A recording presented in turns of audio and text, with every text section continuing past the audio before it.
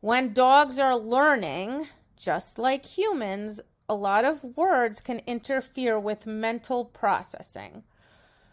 So let's say you're sitting down and you're really concentrating on something, and then someone comes into the room and asks you a question or starts talking. What do? You're like, hold on, and they know to wait because I'm engaged in something else. I can't focus on my task while they're talking to me, right?